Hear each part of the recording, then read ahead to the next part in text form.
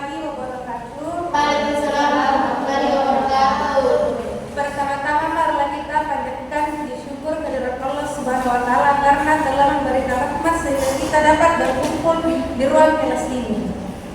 Perkenalkan, nama saya Putri Arista Kailing sebagai moderator dalam diskusi. Adapun pemateri pertama Firda Mayati, pemateri kedua Rahmawati Fasina Putri, dan pemateri ketiga Sita.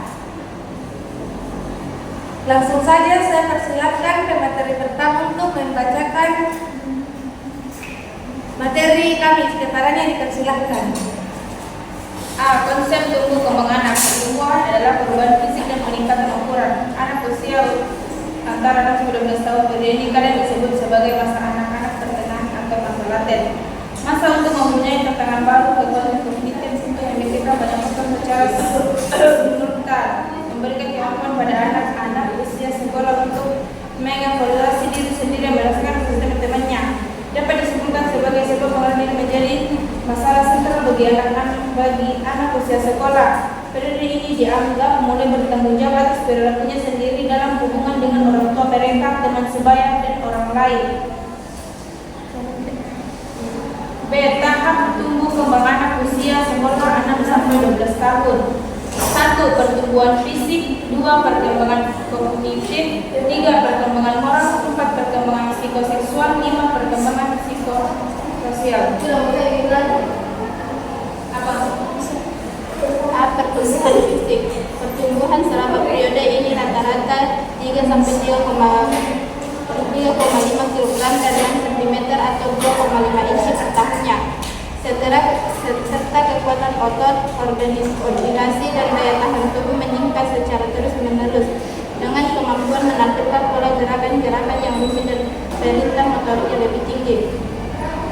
B. Perkembangan kognitif. Perubahan kognitif pada anak usia sekolah adalah pada kemampuan untuk berpikir dengan cara logis tentang di sini dan saat ini, bukan tentang hal yang bersifat abstraksi. Perkembangan kognitif Piaget terdiri dari beberapa tahapan, yaitu tahap 1 tahap sensoris sampai motorik atau 0 sampai 2 tahun.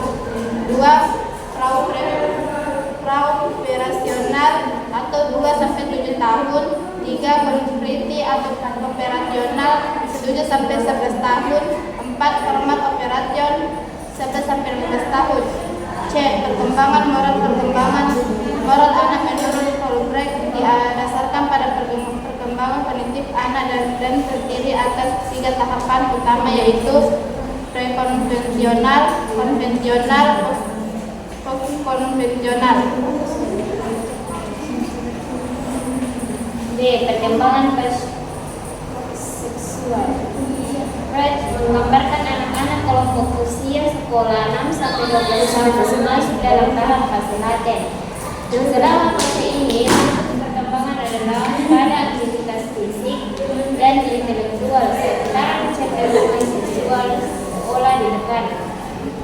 Teori perkembangan seksual anak menurut Fred terdiri atas 1 fase oral 0 sampai 12 bulan, 2 fase anak pada tahun 1 sampai 3 tahun, fase balik 3 sampai 6 tahun, dan fase genital 6 sampai 12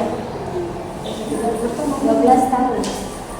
Perkembangan psikososial.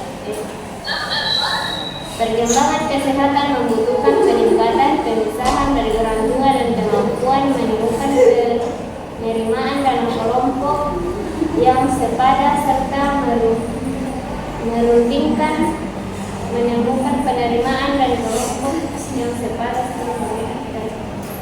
tantangan yang berada di luar. Tahapan ini mengurai 5 tahapan perkembangan psikososial, yaitu 1. Percaya versus tidak percaya 0 sampai 1 tahun. 2. Otonom versus rasa malu dan ragu 1 sampai 3 tahun. Yakin versus rasa bersalah 3 sampai 6 tahun. Industri versus inferiority 6 sampai 12 tahun. Identitas versus keracunan peran 12 sampai 18 tahun. Kasih. Saya persilakan kelompok non untuk memberi pertanyaan kepada kelompok kami. Kepadanya dipersilakan dengan hormat. Baiklah, saya akan bertanya kepada kelompok 4. Manakah fokus perkembangan kepribadian individu pada fase laten? Selanjutnya saya persilakan kepada kelompok 1 untuk mengajukan pertanyaan kepada kelompok kami. Kepadanya dipersilakan.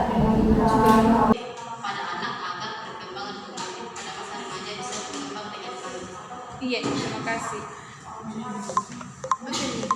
Kami akan menjawab pertanyaan dari kelompok 1 kepada saudara Erkamenti, dipersilakan dengan hormat.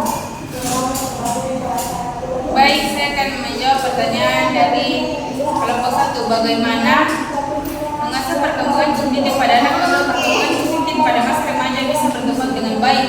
Aktivitas yang mendorong perkembangan kemampuan kognitif untuk anak ialah 1. Bermain puzzle. Bermain puzzle adalah cara yang sangat efektif dalam kemampuan kognitif. 2. Melakukan pemilihan. 3. Latihan warna dan bentuk seperti warna apa baju nak pakai, ya, seperti itulah. Itu saja. Ya. Kalau yang kedua melakukan pemilihan yang bagaimana? Contohnya bagaimana? Itu pemilihan yang kayak Yang kayak dia bilang mana nak pilih, ibunya atau ayahnya? kayak begitu. Mana mau pilih? Kayak begitu contohnya. Iya. Oh, ya. Oke, terima kasih atas pertanyaannya. Selanjutnya kami akan menjawab pertanyaan dari kelompok 2 kepada saudara Rahmawati Pasangan Putri. Dipersilakan menjawab pertanyaannya.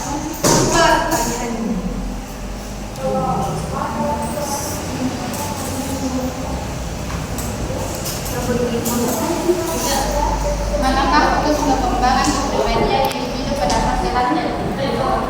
Tahap laten berwujud tanpa sebab utama. Ia merasa bahwa saat ini adalah saat orang mengembangkan keterampilan sosial dan komunikasi yang sehat. Anak-anak dapat mengembangkan keterampilan sosial, nilai-nilai dan hubungan dengan teman sebaya dan orang dewasa di luar keluarga. Jawaban dari kelompok kami, apakah kelompok 2 sudah dinyatakan? Ya, terima kasih.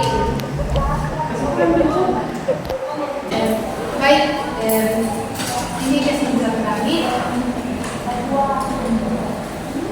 dapat disimpulkan sebagai sebuah pembukaan diri menjadi masalah sentral bagi anak usia sekolah periode ini. Anak-anak dianggap mulai bertanggung jawab atas perilakunya sendiri dalam hubungan dengan orang tua mereka, teman, sebaya, dan orang lain. Usia sekolah merupakan masa anak memperoleh dasar-dasar pengetahuan untuk keberhasilan penyesuaian diri pada kehidupan dewasa dan memperoleh keterampilan tertentu. Masa laten terjadi pada tahap perkembangan usia sekolah. Masa laten menandakan berakhirnya periode usia sekolah dengan usia kurang lebih 12 tahun ditandai dengan awitan pubertas. Itulah